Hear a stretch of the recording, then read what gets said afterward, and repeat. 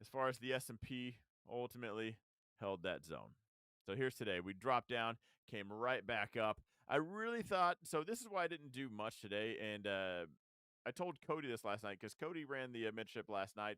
Again, that's just going to be a thing for me on Tuesdays. I'm just slammed with basketball practice and gymnastics and um, but I told him last night, like, I'm just gonna wait for the dip buy at this white zone, and coincidentally, the NASDAQ has a yellow zone right here, and I was like, I kind of think we're gonna get there, and that's really where I wanted to buy the dip. So I missed a lot of it. I took advantage of Tesla today. That was it. So ultimately, end up just holding this zone right here. I am still bullish overall. I mean, who is not buying the dip right now? Like, look at the market, set all time highs. What bear case do the Bears actually have right now? And again, outside of 15-minute time frames, tiny stuff, reports, Feds talking, it's just algos dumping things.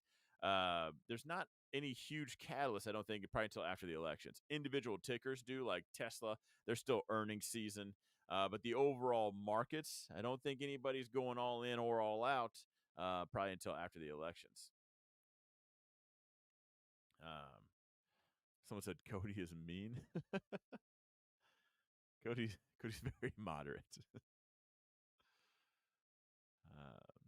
All right. So as far as the S&P goes, nowhere as far as the expected move.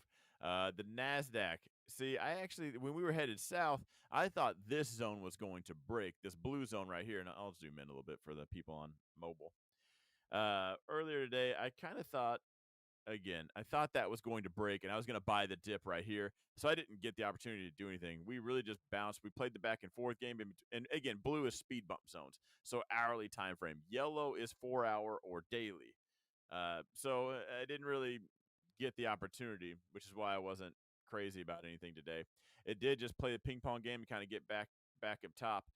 So I would be bullish. Here's the annoying part, though. If it breaks this blue zone to the south side, I can't say for sure, but we're more than likely coming right down here to this blue zone. And then if that's the case, do we send it all the way back further? I think that would be worst case scenario, not for bears, but for bulls and bears. I think that would be more noise than anything else.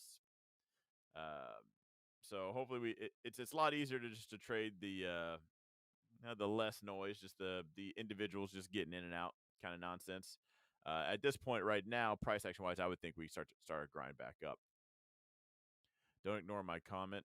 When Meta goes down, the US dollar, Japanese yen can go down. And what correlation do those two have? And why would Meta affect the US dollar or the Japanese yen? All right. And Lisa, I'm doing the futures right now, which means I'm not answering any of those questions until after this is done. All right, Q's, bear flag or reversal. Again, I kind of think a push up. Russell, we talked about this the other day. We could probably start skipping this. This isn't really doing much. I guess I'd have to go long at this zone.